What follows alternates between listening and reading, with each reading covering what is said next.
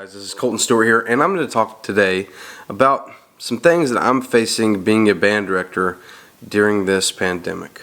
Alright, so some challenges that I'm facing. I'm a band director in North Carolina, and we have a lot more restrictions than some other states as far as indoor playing and capacities and all that kind of stuff. So something that I'm having to do every day is limit my time playing in the classroom, and right now we cannot play for more than 30 minutes obviously at a time in the classroom, but I'm breaking it down even smaller than that, and the most kids I have playing in my band room at one time is like 5 kids. And as you guys know that are band directors or that are in band, you're used to having 30, 40, 50, 60, 70 plus in a room at one time playing. Obviously this is not normal for us. Trying to find literature and things for the kids to play is a big challenge. And like I said, I'm playing like 5 kids a piece, and a lot of my stuff that the kids are playing right now are solos. I'm doing a lot of solo work. I'm not even doing a lot of chamber work right now, at least this first semester. So it's a lot of solos, like the all-district solos for here in North Carolina. A lot of my kids are learning those for their final exam. And so we only play in class probably 2 days a week, no more than 30 minutes at a time, and the kids are spaced more than 6 feet apart, probably 15 to 20 feet apart, and they're wearing their instrument masks with the slit in it so they can put their mouthpieces in, and they're also wearing their bell covers. So we actually don't have bags or anything because the CDC guidelines, I mean the new ones that have come out, as long as you have the instrument masks and the bell covers, they say that it emits most of the emissions. But we are still following the guidelines, and after every 25 to 30 minutes we are stopping playing, clearing the room, getting my big industrial fan, opening all the doors, blowing all the air out, letting the air circulate, and just trying to get as much new air in the room as possible. So obviously this is something that's very new to us, that we have never had to do before, and none of you have had to do before. So a lot of your programs might be different from ours, but that's just something that we are doing. And some other things that I'm having to do more of is obviously online teaching and online learning. So we have Google Meets every single day because I'm having to teach kids that are actually in my class and kids that are at home at the exact same time. And that's kind of weird, and a lot of my kids don't show their faces on the camera because our county does not make them. Now we can encourage it, but we cannot force them to show their faces. I know some counties are different, some states are different, but that's just where we're at in our county.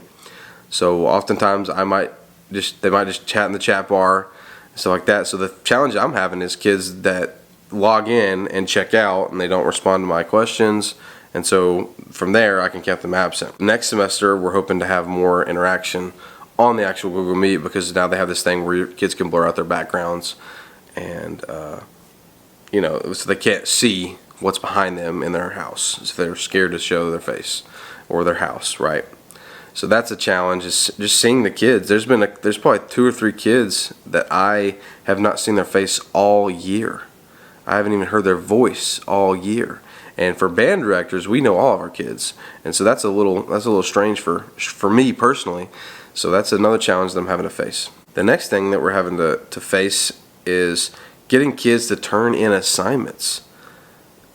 My goodness, guys, it's ridiculous, and they're blaming it all on COVID. But reality is, most of them are just lazy, and they're using this as an excuse. And I hate to say that, but it's the truth. And so I use Music First. I don't know if any of y'all band directors or any students out there use Music First, but that's what I use. And it's a great resource. If you don't know about it, look it up, because you can give tests, you can give playing tests, you can do a bunch of sight reading, and it's just a one-way shop for kids to turn in assignments and all that stuff. And it grades most of the assignments for you, for the most part, ones that you actually sit up and practice first. So that's kind of cool. So we use that, but yeah, getting kids turned into work, man, it's ridiculous. I've had to have a change at heart on how I grade. Usually I grade a lot on participation, a lot on kids turning in their assignments on time. But our principal and I, we've had conversations, and it's more about can they do the skill or not. Because obviously if they can do a skill, we can't really fail them for not turning in work. But if they can, like on your tests, if they can pass your tests with at least a 60% or above, like a D or above, then they're proficient and they should not fail the class. So obviously this is something I've never had to do before, because most of my kids make good grades because they show up to concerts, they show up for practices, they show up for rehearsals, they show up and they play. And so that's just something we're having to learn as educators, is how to grade more effectively during this time and be more lenient and show grace where grace is needed. And it's been hard for me because I'm a pretty stickler on kids just turning in their stuff and learning their music and things like that. But I've had to really have a change in heart and I guess get softer, and it's hard for me, but it's just what we had to do during this time, because in the end, band is not the end goal. It's for the kids to be good citizens and all that stuff that we talk about all the time.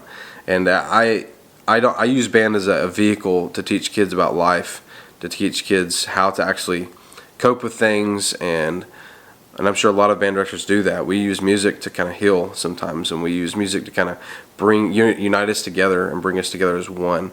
And that's just what we've really had to do during this time, because we don't get to see all of our kids every day. And like I said, I have some kids that are all virtual. I have some kids that are so in North Carolina, let me back up. We go to school. Kids go to school 2 days a week at school, and then they go virtual the other 3 days. So we see them in person, some of them only 2 days a week, and it's just weird. So it's been a challenge, but we're learning how to do it. We're in Plan B right now in North Carolina, in our district, which means, like I just said, the kids go to school 2 days a week, then they go virtual the other 3 days of the week. And then all kids are virtual, like Wednesdays, for example. So even if you're a virtual student, you're still always virtual on Wednesdays. But I am able to have some rehearsals on Wednesday afternoons, and sometimes during class, just small little rehearsals. So like, for example, we're getting ready for pep band for football. Not really having marching band, we're just going to play in the stands. So we're starting rehearsals next semester on Wednesday afternoons, if the plan still stays that. So we can actually rehearse, but obviously we have to rehearse outside if we're having all the kids together. But I'm having just sectional rehearsals right now, because I can fit up to 20 kids 6 feet apart in my band room, roughly 15 to 20. I can do 20 if I really push them to the edges of the band room. But we're trying not to play more than, like I said, 5 to 10 at the most in the band room right now. So it's a different world, guys, and this is just a little bit about what I'm facing right now, being a band director during a pandemic. It's strange, and I hope that we find a remedy, a way to deal with this soon, and I'm hopeful that we can have some concerts in the spring. So right now we haven't been able to have concerts at my school right now in the fall. So next semester we're hoping to have jazz band concerts, chamber ensemble concerts, but I know concert band should be the main focus. But with the situation we have, we can rehearse jazz band all together, and we can rehearse the chamber ensembles in their groups all together. So that's going to be my main focus next semester, and obviously pep band, because we're going to be playing at football games. So it's just a different time, and we're having to cope and deal with it. We're all beginning teachers right now. Even if you've been teaching 30 years, this is something new for you. This is in January I'll be starting year 7 teaching. So it's definitely a first for me. So I am grateful that I still have a job, and I am grateful that I still have students that are passionate about music and stuff like that. So hopefully this was insightful for you guys. I just wanted to come on here and talk a little bit about what it's like to be a band director during a pandemic. And if you have any questions, comments about what your program is doing, please comment down below. Like and share this video. And I hope you guys are doing well. And don't forget to find your inspiration.